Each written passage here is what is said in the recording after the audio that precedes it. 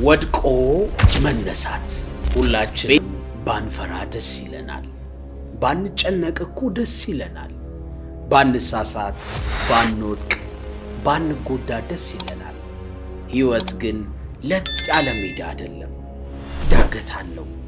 ፍርሃት ለከበበን፣ ጭንቀት ለያዘን፣ የጠበቅናቸው ነገሮች በምንፈልገው መንገድ አልሄድ ላለን ምንድነው ማድረግ ያለብን? መጪውን ጊዜ ለስራችን፣ ለትምህርታችን፣ ለፍቅር ግንኙነታችንና ለትዳራችን ምርጥ የምናደርገው እንዴት ነው? ብንወድቅ እንኳን መልሰን የምንነሳው እንዴት ነው? በጣም ከባድ ጥያቄ ነው። ግን ሕይወታችን ላይ ለውጥ የሚፈጥሩ ነፍስ የሚዘሩ የሚገርሙ ሐሳቦችን አጠር አድርጌ ያወራችኋለሁ። አብራችሁ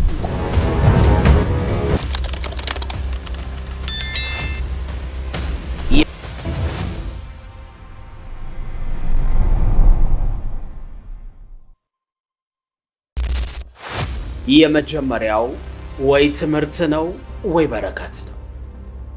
አንድ በጣም የምትፈልገው ነገር ከተሳካ በረከት ነው፣ በጣም ደስ ይላል። ካልተሳካ ደግሞ ትምህርት ነው። ይሄ የሰውን ሕይወት ከፍም ዝቅም የሚያደርግ አመለካከት ነው። አሁን መራመድ የቻልከው እኮ ያኔ ልጅ እያለ ብዙ ጊዜ ስትወድቅ መልሰ ስለተነሳ ነው።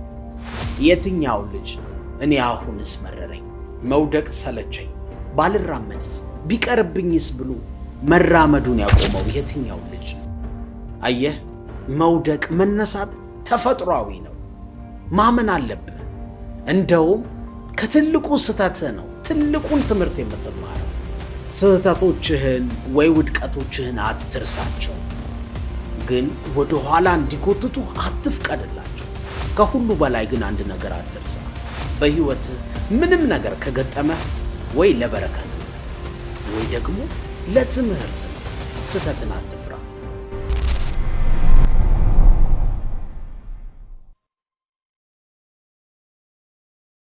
ሁለተኛው ካልጠነከርክ ማንም አይፈልግህም። የሆነ ነገር እየሞከርክ ሰዎች ከሳቁብህ፣ ከተቹህ፣ ከሰደቡህ፣ ዝቅ አድርገው ካዩህ የእነሱን ትኩረት መሳብ የሚችል ለውጥ ውስጥ ነህ ማለት ነው። አየህ፣ ስትሞክር አይን ውስጥ ትገባለህ። ሰዎች አርፎ የተቀመጠን ምንም የማያደርግን ሰው ዞር ብለው አያዩ። አየህ፣ እየሞከርክ ስለሆነ ነው የተሳሳትከው። የተተቻኸው የሆነ ነገር እየጣርክ ስለሆነ ነው። ዴል ካርኒጌ የሞተን ውሻ ማንም እንደማይደበድብ እወቅ ይለናል። ፍቅረኛ ትልቅ ቦታ የምትሰጥህ እሷ ብትኖርም ባትኖርም በራስህ መቆም እንደምትችል ካሳያሃት ነው። አየሽ፣ በዙሪያሽ ያሉ ሰዎች የነሱ ጥገኛ ከሆንሽ አያከብሩሽም፣ ቦታ አይሰጡሽም። ያለ እነሱ መቆም እንደምትችይ በራስ መተማመን እንዳለሽ ካሳየሻቸው ግን ያከብሩሻል። ስራ ቦታ ላይ የትም ብትቀጠር ሰርቫይቭ ማድረግ እንደምትችል፣ መስራት እንደምትችል ካሳያሃቸው ትልቅ ቦታ ይሰጡሃል። በዚህ ውስጥ ግን ትሳሳት ይሆናል፣ ትወድቅ ይሆናል። ነገሮች ባልጠበቅከው መንገድ ይበላሹ ሊሆን ይችላል። እንደዛም ቢሆን ግን ብቻህን መቆም አትፍራ፣ መታገል አትፍራ። እንደዛ ከሆነ 1000 ጊዜ ብትወድቅ እንኳን መልሰህ ትነሳለህ። አትርሳ ወዳጄ፣ ካልጠነከርክ ማንም አይፈልግህም።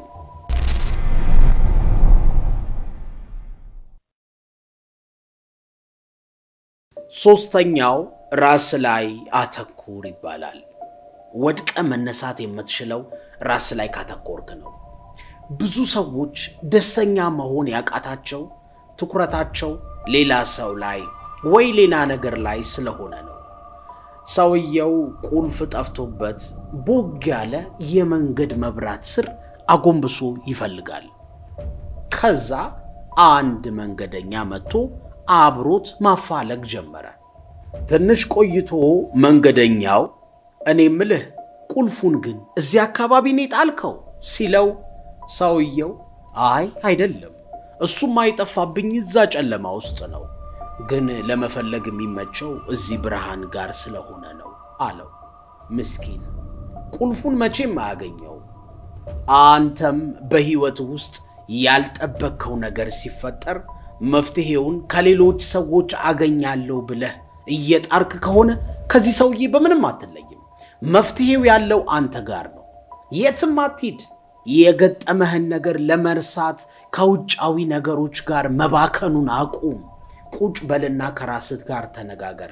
እንዲህ ተፈጥሯል፣ እንዲህ ሆኗል፣ እንዲህ ማድረግ አለብኝ በል።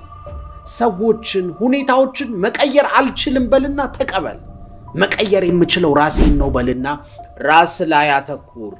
ይሄንን ጥፋት ደግሜ እንዳልሰራው ምንድነው ማድረግ ያለብኝ በልና ቁጭ ብለህ ገምግም።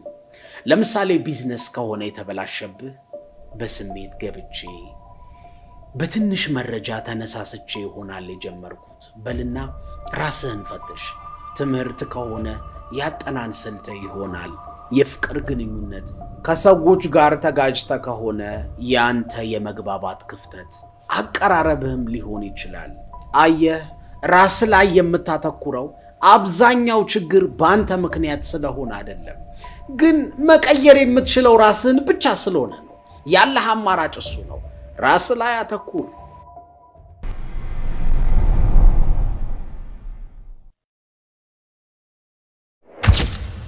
አራተኛው በከንቱ አትጨነቅ ይባላል። ከምናስባቸው ብዙ ክፉና መጥፎ ሐሳቦች መካከል አብዛኞቹ እውነት አይሆኑም። እውነት ቢሆኑማ እንደዚህ ቁጭ ብለን እንኳን አናወራም ነበር እኮ። በከንቱ ነው የምንጨነቀው። እንደውም አንድ ፈላስፋ እንዲህ ብሎ ይጠይቃል። ችግር አለብህ ይለናል። አይ የለብኝም ካልከው አትጨነቃ ይልሃል። አዎ ችግር አለብኝ ካልከው ደግሞ እሺ ያንን ችግር ማስተካከል ትችላለህ ይልሃል። አዎ ማስተካከል እችላለሁ ካልከው አትጨነቃ ማስተካከል ከቻልክ። አይ ማስተካከል አልችልም ካልከው ደግሞ አሁንም አትጨነቅ፣ ምክንያቱም የማትቀይረውን ነገር ተቀበል ይለናል። ስለዚህ የምትቀይረውን ሳትጨነቅ ቀይረው፣ የማትቀይረውን ደግሞ ሳትጨነቅ ተቀበለው። በከንቱ መጨነቅ አቁም ወዳጄ።